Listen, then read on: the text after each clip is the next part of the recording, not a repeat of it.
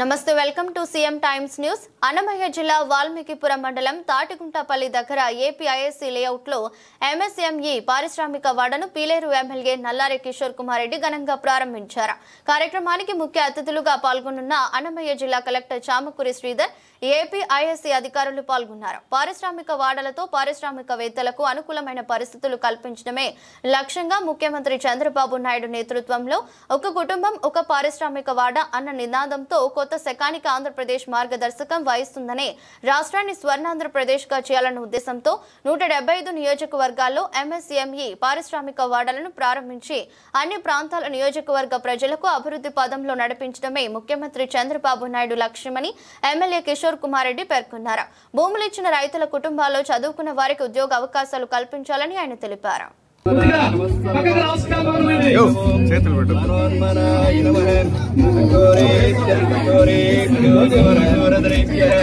ఎన్నో ఏళ్ల ముందు మొదలు పెట్టినాం. 2012లో ఇదంతా కూడా మనం ల్యాండ్ అప్పుడు అన్న సీఎం ఉండేటప్పుడు తీసుకోవటం జరిగింది. కిరణ్ కుమార్ రెడ్డి గారు ఉండేటప్పుడు.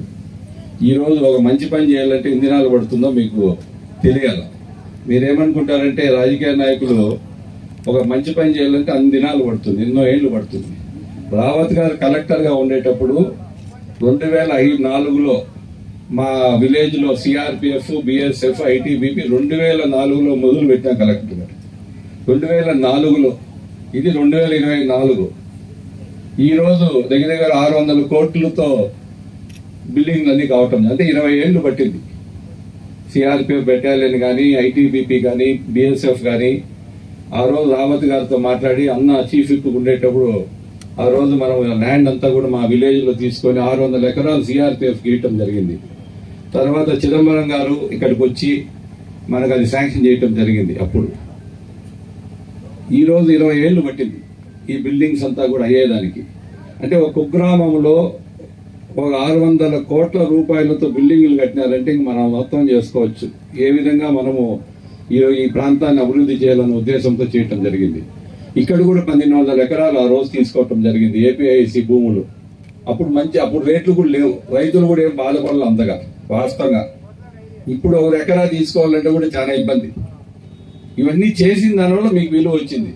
మీరేం చెప్తారు, ఇప్పుడు 5 కోట్లు 6 కోట్లు 1 ఎకరా అని చెప్తారు. ఎందుకు వచ్చింది విలువ? జేఎన్2 కట్టినాం కాబట్టి వచ్చింది, సైన్స్ స్కూల్ కట్టినాం కాబట్టి వచ్చింది, ఈ ల్యాండ్స్ అన్ని ఇండస్ట్రీలు ఇక్కడ ఫ్యాక్టరీలు పెడుతున్నాం కాబట్టి వచ్చింది. ఈ రోజు ముఖ్యమంత్రి గారు చంద్రబాబు గారి నాయకత్వంలో ఆ రోజు లోకేష్ గారు ఇక్కడ పాదయాత్ర పోయేటప్పుడు ఇవన్నీ చూసి కూడా ఆశ్చర్యం వ్యక్తం చేశాడు. ఏందన్నా ఇన్ని భూములు, సబ్స్టేషన్ 400 kV సబ్స్టేషన్ ఇక్కడ మనకు. సో ఇంత అభివృద్ధి మనం చేసుకోవటం జరిగింది. ఎందుకు చేసాం? మా కుటుంబాన్ని మీరు ఆదరిస్తూ వచ్చినారు ఎన్నో ఏళ్ల సంవత్సరాల నుంచి. ఈ రోజు కాదు, మా తండ్రి గారు 1962 62 ఏళ్ల ముందు మా నాయన ఎమ్మెల్యే. ఈ రోజు మమ్మల్ని 9వ సూరు మీరు అసెంబ్లీకి పంపించడం జరిగింది. 15 సూర్లు నిలబడినాం. 1 సూరు ఓడిపిండొచ్చు, మా తండ్రి కూడా 2 సూర్లు మేము ఓడిపిండొచ్చు.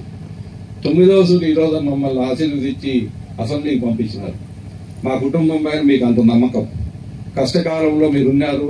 ఈ రోజు చంద్రబాబు గారి నాయకత్వంలో, లోకేష్ గారి నాయకత్వంలో ఈ రోజు మన కాన్స్టిట్యున్సీ ఎంతో అభివృద్ధి జరుగుతుంది. ఇంకా జడ్ఎం గారు ఉన్నారు, కలెక్టర్ గారు ఉన్నారు. ఇక్కడ గార్మెంట్ ఫ్యాక్టరీ కానీ, షూ ఫ్యాక్టరీలు కానీ, ఈ ల్యాండ్స్ హైవే పైన వచ్చిన దానివల్ల మనకు చాలా అడ్వాంటేజ్. ఇప్పుడు బెంగళూరు ఎయిర్పోర్ట్ దగ్గర, చాలా దగ్గర. ఇప్పుడు ఏదైతే 60 ఎకరాలతో ఇప్పుడు ఈ పార్క్ డెవలప్ చేస్తున్నారు. చిన్న కారు ఎవరైనా పెట్టుకోవాలంటే ఎకరా దగ్గర 40 లక్షలు అనుకుంటా కదా జగన్ గారు, 40 lakhs. మనం ఆన్లైన్ లో మీరే తీసుకోవచ్చు.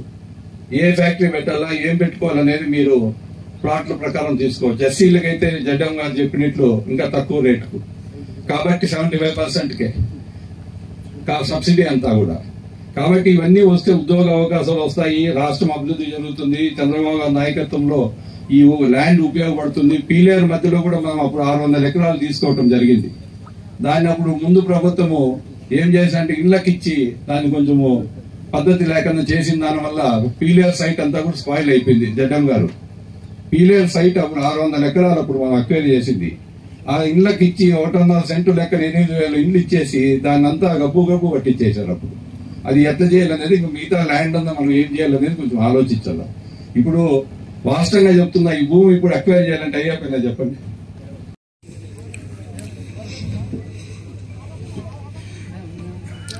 రాష్ట్రంలో ఒక ఆదర్శవంత నియోజకవర్గంగా తీర్చిదిద్దడానికి గౌరవ శాసనసభ్యులు పెద్దలు నల్లారి కిషోర్ కుమార్ రెడ్డి గారు ఈ ఎంఎస్ఎంఈ పార్కు అభివృద్ధి చేయాలని ఆలోచనలో భాగంగా ఇక్కడ శంకుస్థాపనకు విచ్చేసినటువంటి గౌరవ జిల్లా కలెక్టర్ పెద్దలు చామకూరు శ్రీధర్ గారికి, అలాగే శాసనసభ్యులు నల్లారి కిషోర్, ఈ వేదిక యొక్క సభాధ్యక్షుడు శ్రీ నల్లారి కిషన్ కుమార్ రెడ్డి గారికి, అలాగే జేడబ్ల్యూఏపీఏఎస్సి మరియు ఇతర నాయకులు, ప్రజలు, మీడియా వారికి అందరికీ కూడా నమస్కారం.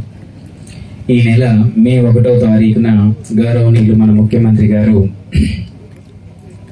నెల్లూరు జిల్లాలో 11 ఎంఎస్ఎంఈ పార్కులు రాష్ట్ర వ్యాప్తంగా పూర్తయిన వాటిని ప్రారంభించడం జరిగింది. అందులో ఒకటి మన ఈ రోజు ఇక్కడ మన ఎమ్మెల్యే గారి చేతుల మీదుగా ప్రారంభం చేసుకున్నటువంటి ఈ యొక్క పార్కు కూడా ఉంది.